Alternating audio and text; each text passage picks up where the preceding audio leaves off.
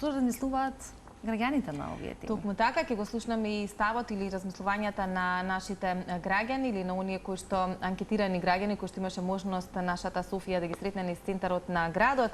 Не интересира што мислите вие, поточно каков е вашиот став кога е органодарителството во прашање. Веќе од 1 октомври имаме измени на законот и секој полнолетен пациент ќе може кај својот матичен лекар да ја даде својата изјава за тоа дали сака да биде донор или не на своите органи по смртта. Така што ова е една благородна и хумана тема за која што сметаме дека дополнително треба да се влие на покренување на свеста кај граѓаните, а што мислат тие ќе погледнеме во следните минути. Дали го поддржувате тоа што сега на матичен лекар може само со потврден или негативен одговор да изразите желба за донирање на органи? Сепак сметам дека треба не треба да има таква достапна информација нематичните лекари. Сметам дека тоа треба, не знам, да дадам согласност на сопругот, на родител, на сеедно, кои што тие ќе дадат потврда согласност за донирање на самите органи. Не сум за матичен лекар воопшто. Па сепак е личен избор. Да се изјасни сака или не сака да биде органодарител. Ви кажам 50-50, малце сум. И баш ми е мерак што го донесоа предлогот. Нели? Супер идеја. Дали вие би ги донирале вашите органи? Додека сум во можност, да. Секако. Да, без размислување. Да. Па за најблизо и душата би ја дала, нели? Тоа да, не дај Боже да дојде до тоа. Останам здрава, зошто да не? Да. Добро, не радуваат вакви позитивни одговори, што значи дека на некој начин се менува ставот генерално на нашата нација кога станува збор за органодарителството или спасување или продолжување нечии друг живот. Собранието го усвои законот за изменување и дополнување на законот за земање и пресадување на делови од човековото тело заради лекување и со ова се менува правната и институционална рамка за органодарителство и трансплантација во нашата земја. Оттаму инспирирани денеска да ја обработиме оваа тема, да позборуваме малку повеќе за тоа што всушност значи органодарителството, колку навистина може да смени нечии друг живот и се разбира на некој начин да се обидеме да ги тргнеме стегите кои што се уште постојат за оваа тема. Во студиото ви ги поздравуваме и ви ги представуваме доктор Галина Северова, која што е субспецијалист нефролог и ни доаѓа од Универзитетската клиника за нефрологија во Скопје, и заедно со нас господинот Душко Ѓоргиев, кој што е председател на Сдруженијето на бубрежно болни граѓани Нефрон. Добро утро и добре ни дојдовте. Добро утро, благодариме. Доктор Галина, може да започнеме со вас, еве да го прокоментираме од ваш медицински аспект што значи ова измена на законот. Поточно споменавме веќе од 1 октомври секој полнолетен граѓанин ќе може кај својот матичен лекар да ја даде својата изјава за тоа дали сака да биде донор или не. Благодариме уште еднаш на поканата, на можноста, на поддршката на пациентите и на граѓаните на нашата држава да објасниме и да доближиме оваа тема. Уште еднаш да ја искористиме приликата да се заблагодариме најдлабоко на сите семејства кои што биле инволвирани во процесот било на живото дарителство, било на дарителство од починато лице. Овој закон всушност за трансплантација на органи и ткива има малку историја подолга во нашата држава и трпел повеќе пати промени и во принцип тие промени се во проширување на кругот на тоа што и кој може да биде дарител со цел да се обезбедат повеќе органи, а тоа за пациентите значи и оптимален начин на лекување. Конкретно за бубрезите се уште трансплантацијата на бубрек значи најдобар начин за лекување. Но постојат одредени правила, нели? Не може баш секој секому да дарува. И тие правила се поставени исто така многу одамна, кога се видело дека луѓето покрај крвното сродство, значи живородени деца, своји потомци, баба, дедо и така натаму, така наречено сродно дарителство, луѓето се помеѓу себе и оние кои што не се крвно сродни можат да делат ист генетски материјал. Тоа е така нареченото несродно дарителство и тогаш таквите дарители се бараат согласно одредени совпаѓања на одреден фингерпринт или како да кажам изглед на клетките, тоа се вика HLA систем или Human Leukocyte антиген, кој што нас, кои што не сме крвно сродни, не прави да бидеме слични. Токму таа сличност е искористена, нели, да бараме дарители и меѓу поширокиот круг на популација, може да биде тоа сопруг, сопруга, нивните роднини, но исто така и еден друг пул на дарители, тоа е дарителите од мозочна смрт. Секогаш кажувам, правниците користат поопшти термини, смрт, починато лице, за како тоа првично луѓето го сваќа уште пред 10 години. Да, јас ќе починам и кога ќе починам ќе ги дадам своите органи, но тоа не е така. Значи, таа смрт е посебен вид на смрт, или така наречена мозочна смрт, кога престануваат функциите на мозокот, но со помош на вештачки машини, лекови, ги одржуваме функциите на другите органи и ги правиме витални.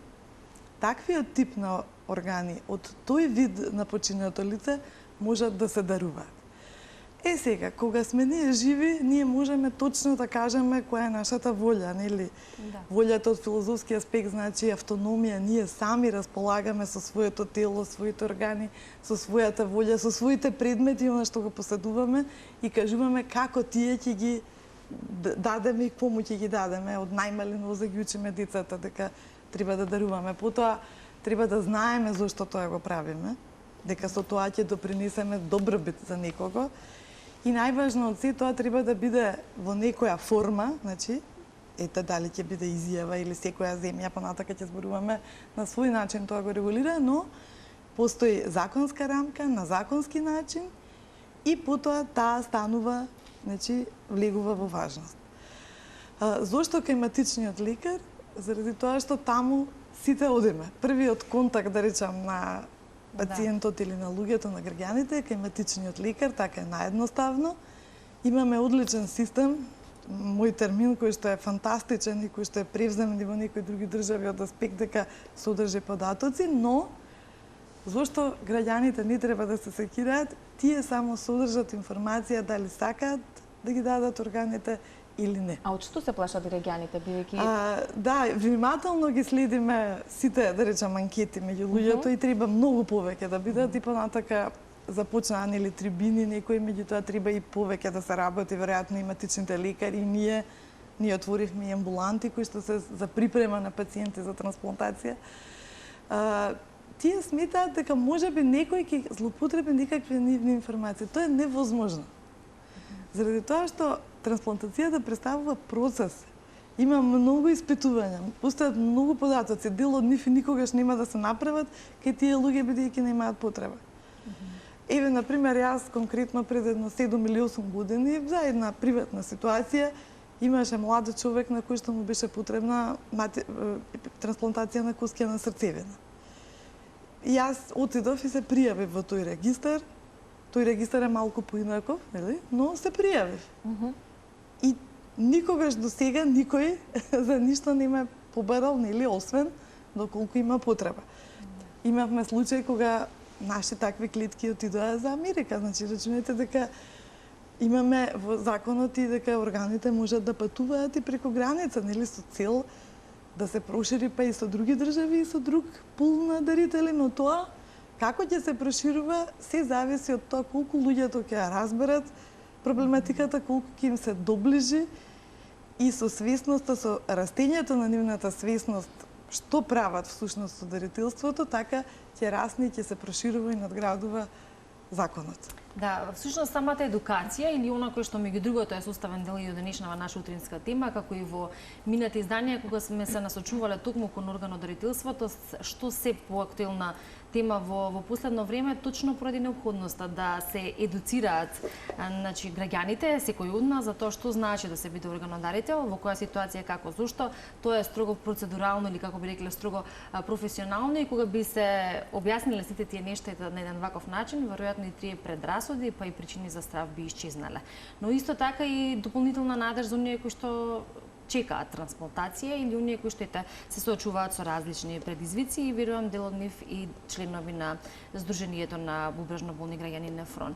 А каква е состојбата Душко во Сдруженијето, што е она кое што во последно време би можеле да го издвоиме како податок во однос на пациентите кои што чекаат трансплантација, но и со оглед на актуализација на оваа тема и подигнување на свеста за органодарителството и оние кои што се изјаснуваат за дарување? Сдруженијето во своето обстојување, тоа е веќе 24-та година, перманентно работи на оваа тема, затоа што директно и индиректно се засегнати, затоа што кај нас прва трансплантација се направи на бубрек, далечната 77 година, и од тогаш до сега се направени во однос на другите трансплантации рекорден број од над 500-510 трансплантации. Во суштина тој број, спореден со некои земји, е минорен, меѓутоа за наши услови сепак нова. Сдруженијето будно ги прати сите активности што се носат во овој сегмент, се со надеж дека и законската регулатива и кампањата што се води ќе биде позитивна прифатена кај луѓето, се со надеж да се обезбеди поголем број на кадавери за трансплантација, затоа што без кадавери нема кадаверична трансплантација без органи. Она ливинг трансплантацијата на парни органи кои што се трансплантират, тие одат тековно, затоа што најблиската роднина, таму кај што може да се даде орган, се пресадува, она што законот го дозволува, и тој процес тече перманентно, чекањето е месец-два додека да се направат сите типизации. Меѓутоа, кога се однесува до кадаверичната трансплантација, изминатиот период е во пикови и падови. Имаме години кога имаме поголем број на трансплантации, имаме години кога немаме воопшто кадаверична застојна трансплантација и имаме години кога тој број се движи околу 5, 6, 4, зависи која година. Прошлата година имавме 5, ова година имаме 3 до сега. Тој број ќе биде од кадаверична. Меѓутоа, тие бројки се многу мали во однос на пациентите кои што чекат. Ние имаме околу 1600 пациенти на диализа. Ако тука се додадат преддиализните пациенти, каде што во светот не се чека да се дојде во крајната терминална фаза, него се прават типизации уште во преддиализната состојба, и тие пациенти најдобро да се трансплантират тогаш кога нивните органи се сочувани, затоа што диализата си прави своји проблеми. Пак ќе речам дека овој број е минимален, и ако споредиме со земјите во окружувањето, например Шпанија или Хрватска, кои се лидери во Европа и па и пошироко, ние од 77 година до сега има, зборувам за бубрези, направено 500-510, а тие годишно прават по неколку стотини. Значи, она што се кај нас прави за децении, кај нив се прави за година-две. Измените на законот Сдруженијето и пациентите го поздравија. Се надеват дека ќе реши одреден број на проблеми, меѓутоа секогаш постои она но. Тој закон се носи во една скратена постапка и во еден одреден круг. Ние директно не бевме вклучени, индиректно се вклучивме со наши мислења и предлози, затоа што на назад некаде 20 и кусур години према нашите можности и капацитети ја водиме кампањата за дарителство и во наши интереси. Мислам дека законот можеше малку да оди пошироко на јавна расправа, да се дополни и да се решат управо сите оние дилеми кои што и во анкетите ги гледаме. Значи, народот не е доволно информиран и од тука се појавуваат одредени скепси и поверење кое треба овој процес да го заслужи. Добро, веројатно ќе се менува законот, значи зборуваме за свесноста кај граѓаните и се потикнува од таму. Треба да се волјата. Да. Волјата, како да ја формираат волјата. Да. Секако дека законот ќе се менува. Меѓутоа, добро е кога основата на законот биде поставена малку на потврсти нозе, за да имаме што помалку менување, што помалку амандмани, затоа што сето тоа од днес носи и време и труд. Има нашето здружение достави неколку своји забелешки, од сите забелешки беше прифатена само една, затоа што законот беше ставен на јавен увид. Само една се прифати и тоа во делот на дали треба или дали е задолжително да се врши обдукција на дарителот на ова. Ние инсистиравме да тоа биде обавезно. Нашите размислувања споредени со државите во окружувањето се движеа во правец но дали тоа треба да биде матичниот лекар. Секако држи вода она што докторката го кажа, тука сме ние, меѓутоа еден факт треба да имаме во предвид. Сите ние кога одиме кај доктор, одиме ради некој наш здравствен проблем. И замислете вие, кога сте загрижени за собственото здравје, дали со чиста да, и дали тогаш ќе донесеме таа одлука? Дали тогаш треба да се постави прашање, да, вие сте дојдени овде, ние ќе бараме лек за вас, али што со вашите органи?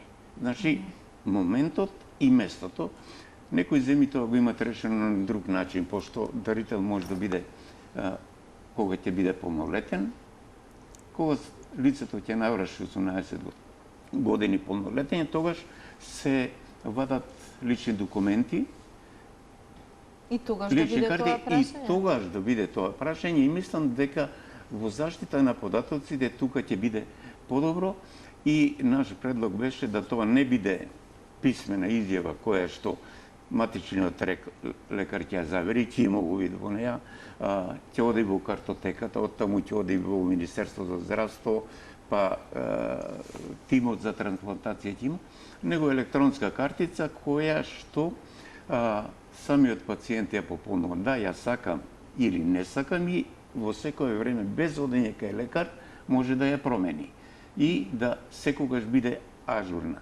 И уште една работа во законот која што е недоречена е именно секој може да биде да се изјасни како дарител или не. Што со оние кои што во моментот не сака да се изјаснат. Јас во моментот не кажувам ни да ни не. Таа можност ја немам.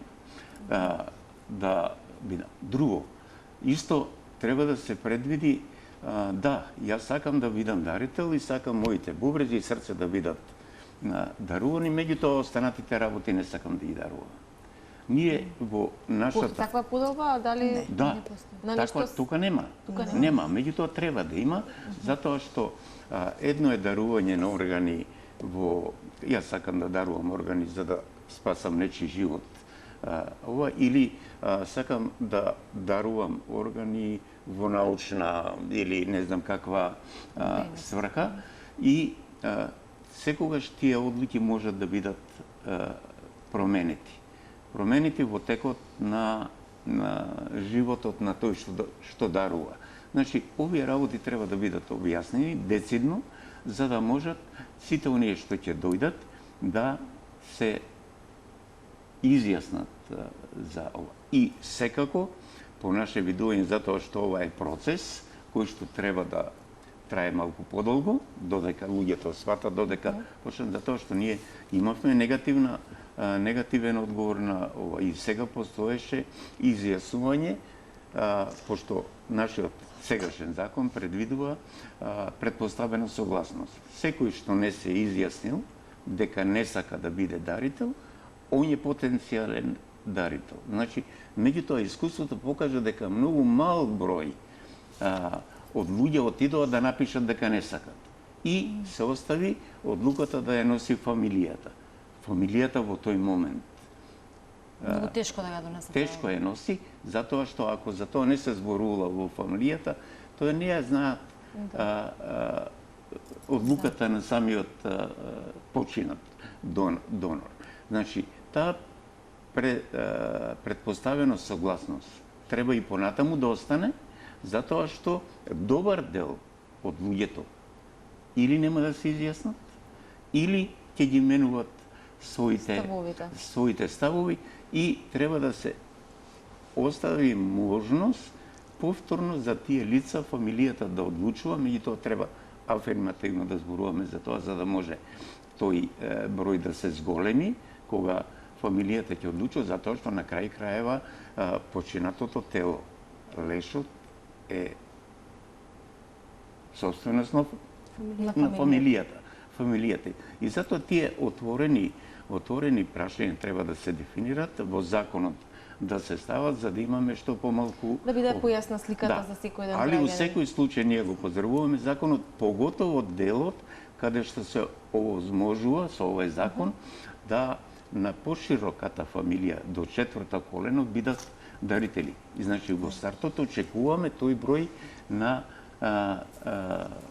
living донорство, значи да се зголеми, затоа што сега братучеди од прво ќе можат да даруваат и да спасуваат живот. Доктор Галина, споменавте волјата е клучна. Споменавте дека отворени се амбуланти. Може малку да продискутираме како тие функционираат, дали се низ цела Македонија, бидејќи целта е да стигне ова до што поголем број на луѓе, да имаме малку поедуциран народ што се вели, за да знаат за што станува збор. Волјата мора да биде слободна. Значи мора секој човек сам за себе да одлучи. Значи мала, да речем, на душко забелешка, нема да го праша матичниот лекар пациентот. Не сме да го праша. Пациентот треба да пристапи и да каже дека има таква волја. Тие кога се одат во амбуланта се разговараат за други работи, но волјата за дарување треба да дојде граѓанинот да ја изрази сам. Како ќе ја формира волјата?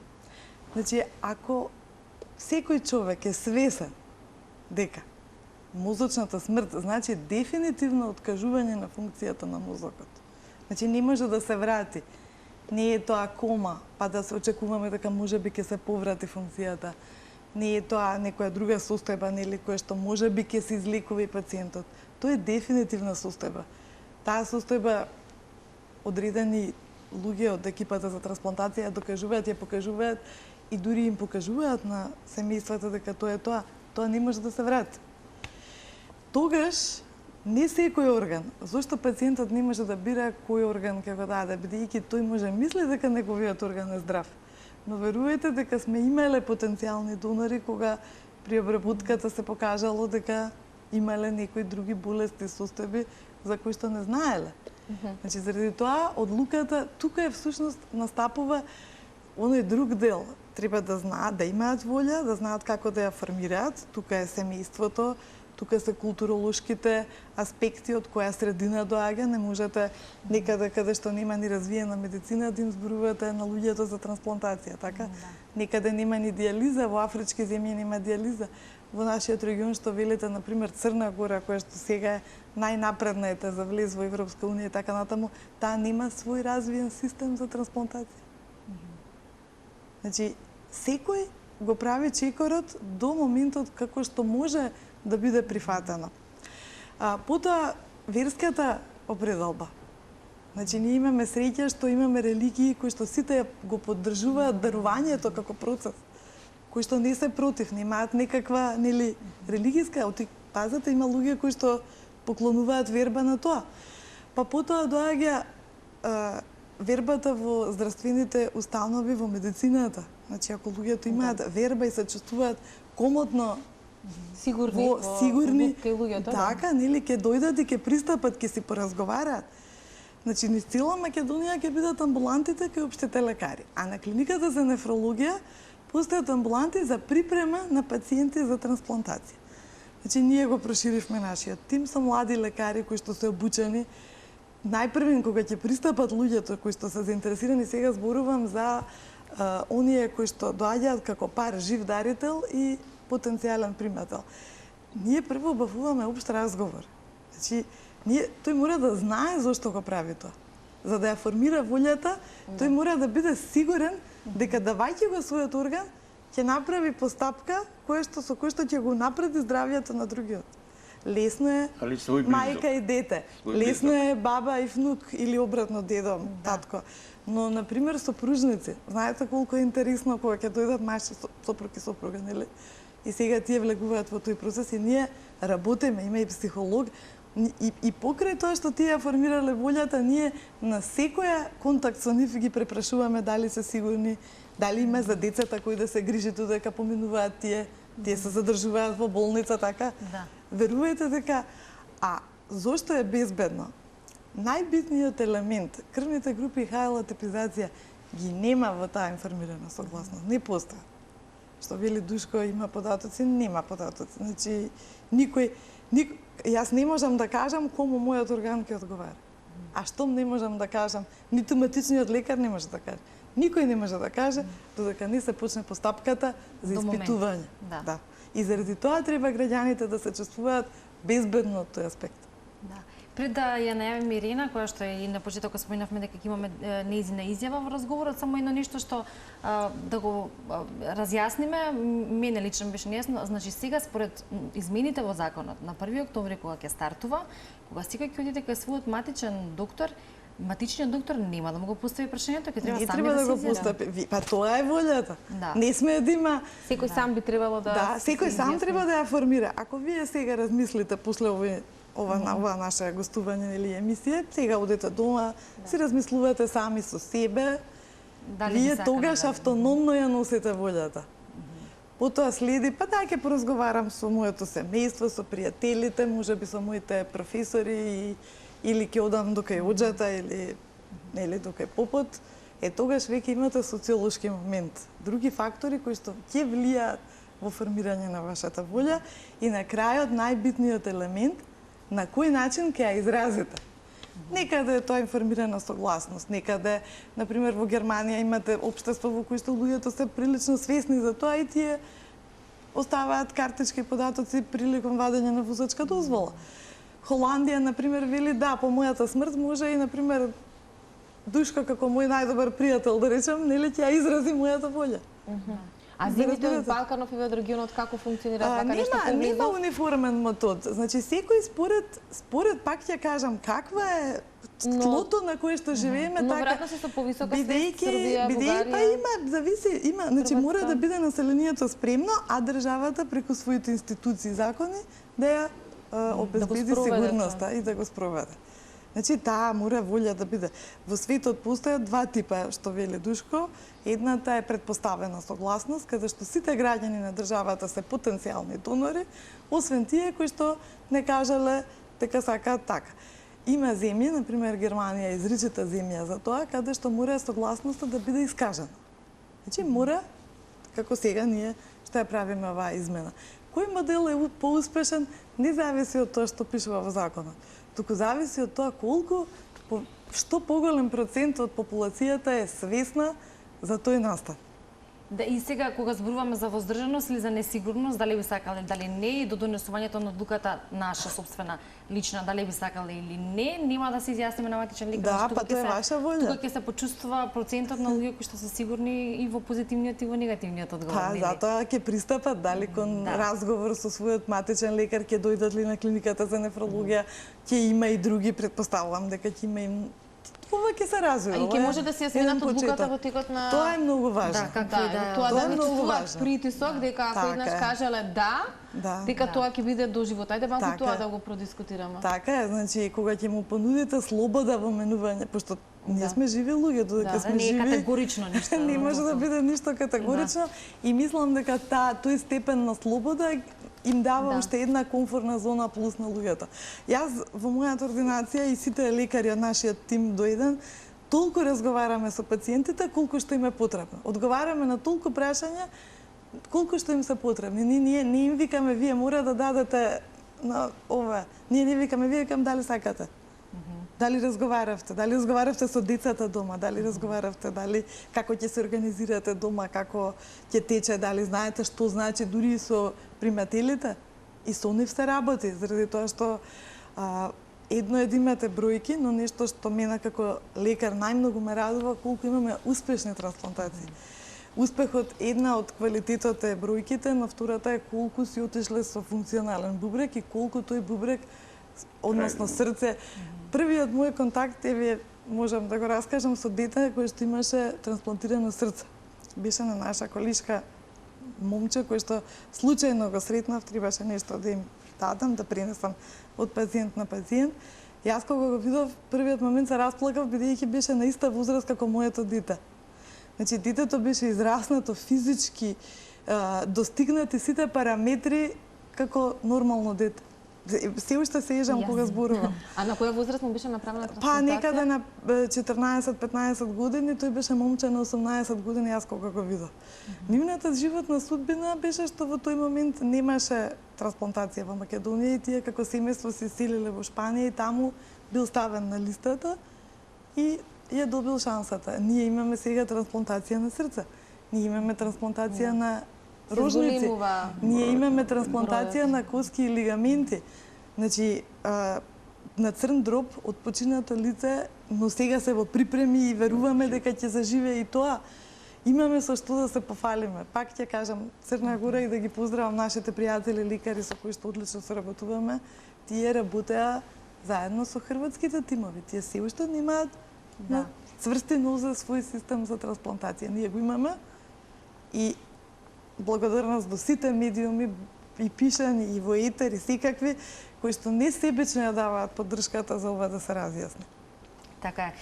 Во утринската сме зборувале во минатото се разбира на овие теми и со доктори, се разбира со представници од различни издруженија кои што се со истата цел или истата порака, па една од нив е токму Ирина Ралева Најдевска, која што е супруга на пациент со 2 механички пумпи како мозно трансплантација на срце. Таа и организира трибини, она кое што го добив како информација е дека организирани се трибини од Куманово и Гостивар, се продолжува во уште 4 до 5 града во следниот период, а Ирена токму за утринската или во склоп на денешната утринска тема, бидејќи таа живее во Охрид и согласно со нејзините обврски некако се прилагодивме да имаме една изјава од неј за утрово за токму измените во Законот за органодарителство и за нејзината порака, која што меѓу другото е во насока кога зборуваме за едукацијата и подигнувањето на свеста на оваа тема, па еве во продолжение може да ја слушнеме и нејзината изјава. Добар ден и од мене, пред се благодарам за поканата.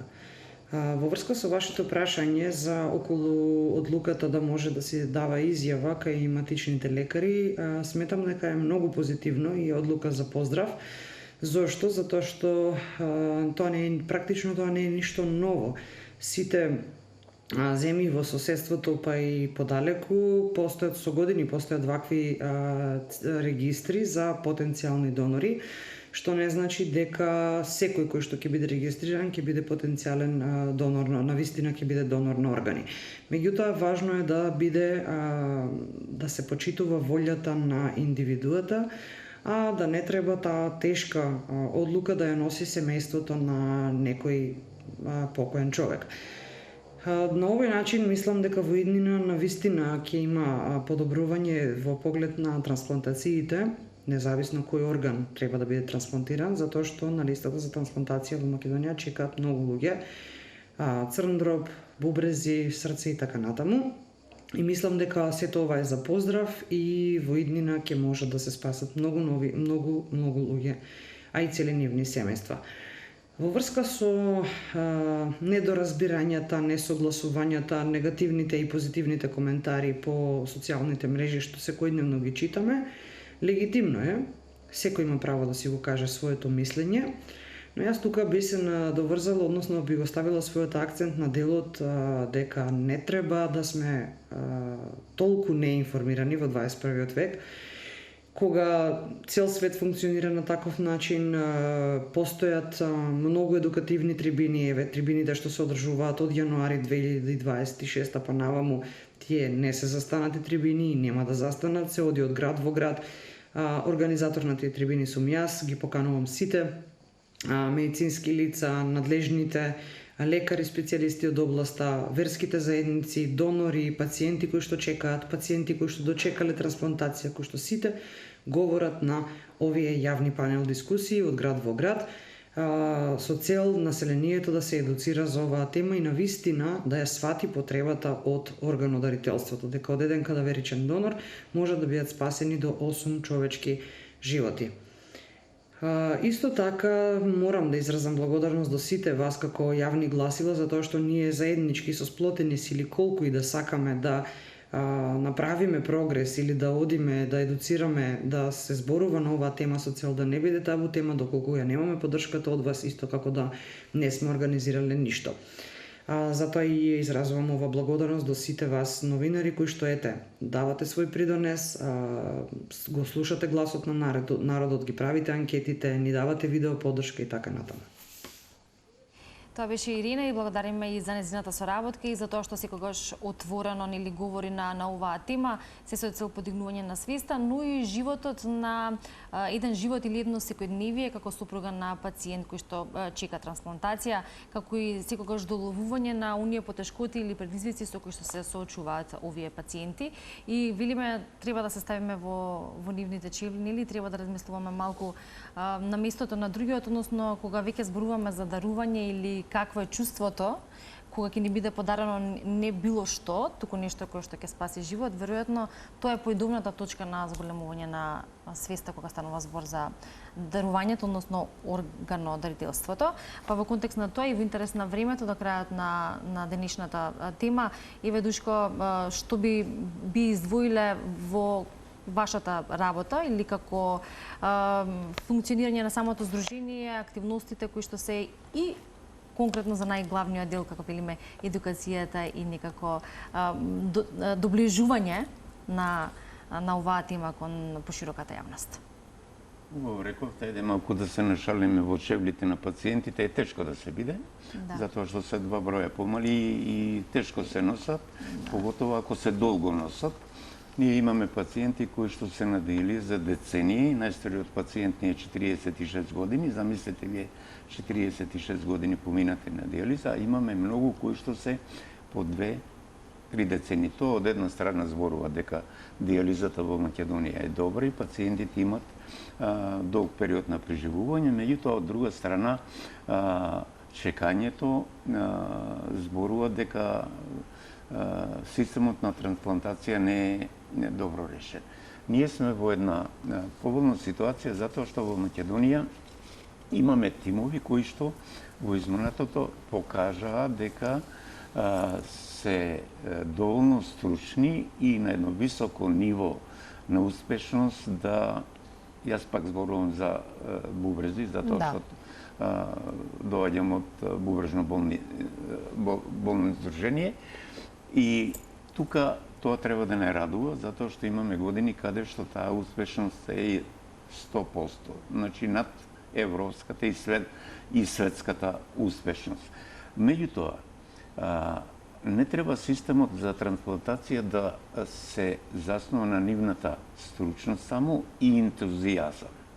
Затоа што треба да се направи систем кој ќе функционира независно од нивната желба или ентузијазам кој што трае неколку години. Не може човек да биде со децении ентузијаст и да работи тоа. Значи треба еден систем. А за да се направи систем треба да се направат сите предуслови за една успешна и долгорочна трансплантација. Ние во моментот носиме закон. Ево, нека биде најдобар закон, иако има своји недостатоци кои треба да се менуваат. Законот не трансплантира. Ние сега во моментот, кога ќе поминеме на изјави, ќе имаме еден хиатус, едно затишје, еден вакуум простор, каде што ќе имаме многу малку луѓе кои што ќе се изјаснат. Тоа е природата на нашиот народ. Втора работа, после ковидот, Центарот за трансплантација е ван употреба. Значи, требаше да се реновира, да се прошири. Ние тоа го немаме. Друго, немаме доволно, него тие пациенти се третираат на урологија. Друго, немаме доволно капацитети. Замислете ако ние имаме 2 кадаверични трансплантации и ливинг. Нема доволно капацитети во исто време каде тие да се сместат. Или законот не зборува за вкрстена трансплантација. Ние имаме парови кои меѓу себе се родбински поврзани, меѓутоа не одговараат по ХЛ типизација, меѓутоа одговара со некој друг пар кој што и тие вкрстени трансплантации кај нас се прават надвор од државата. Во Турција и на друго место. Зашто сето тоа да не се организира овде во државата? Значи, сите предуслови треба да се направат за да таа трансплантација си тече континуирано на подолго временски период и да не зависи од волјата и ентузијазмот на поедини ова. Пак ќе речам, менталитетот на нашиот народ е таков да тешко оди да се изјасни за нешто што би дошло или никогаш не би дошло после децении. И затоа ние имавме таков закон. Го изменивме и поминавме на закон со предпоставена согласност за да се зголеми бројот на трансплантации. Тука тесно грло беше фамилијата. Во тој болен момент ќе одлучи, нема да одлучи. Значи, сите овие сегменти треба да ги имаме во предвид за да се направи. Али кампањата е основната работа за да сето ова се доближи до народот и ние пред 10 на 15 години имавме согласност од сите верски заедници. Подпишано од поглаварите и повторно се таа согласност добива. Меѓутоа, правиме и своја статистика.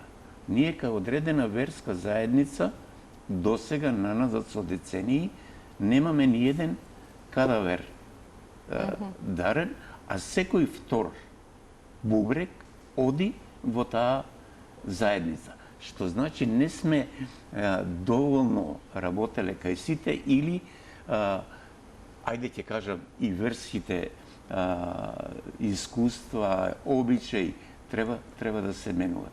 И најчесто поставуваме прашање, вика дали ќе дадеш орган, не дали ќе дадеш, дали ќе примиш.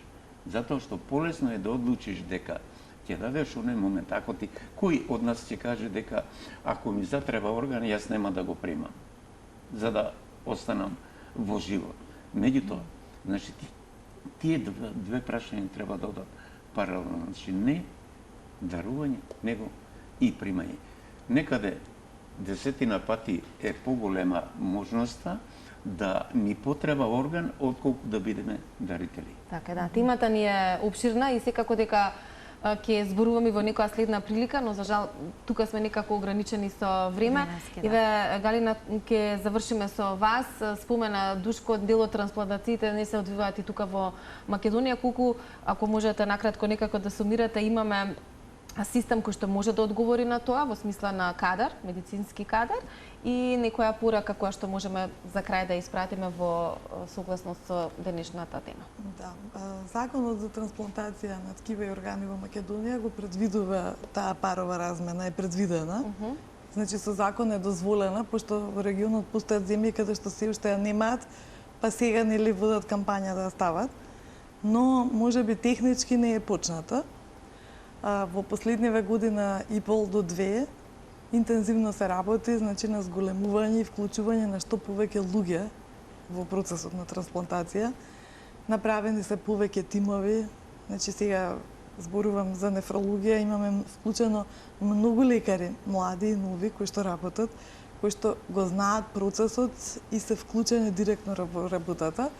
Во однос на клиниката за урологија, исто така, во однос на кардиохирургија, абдоминална хирургија, гледате дека рожниците со тимот Америка веќе наши лекари ги прават. Потоа ортопедија, траума за коски и ткива, значи идејата е да одиме сега не само вертикално, не само да растеме, туку и хоризонтално. Што повеќе луѓе да го работат тоа. Не е само ентузијазмот, туку верувајте, веќе отидеме на годишен одмор, не може една екипа и да зависи процесот од една екипа. Сега веќе имаме многу лекари вклучено и може секој, нели, слободно да земе отсуство и соодветно да го заменат лекари кои што одлично ќе завршат таа работа. Мојот апел е луѓето да разговараат колку можат да ја формираат слободно, самостојно сами за себе својата волја, дали ќе се реализира некогаш во животот тоа или не, тоа никој не може да знае.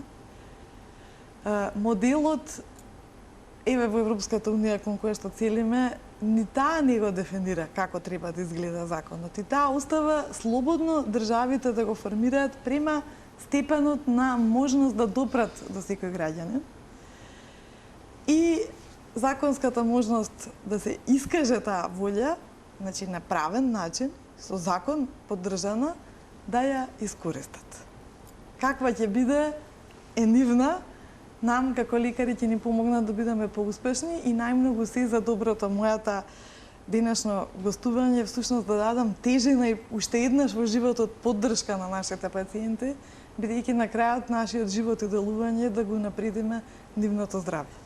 Ви благодариме. Бевте одлични соговорници. Се надевам дека заеднички ја покренуваме свеста, иако споменавме никогаш не е на одмет и во други прилики да се зборува на оваа тема, се со цел да дојдеме до едно повисоко ниво. Ви благодариме многу за гостувањето. За приликата. Да, и се разбира не застануваме тука во однос на и оваа цел која што има утринска на Тилма, меѓу другото и кон темата органодарителство и подигнување на свеста кај секој од нас.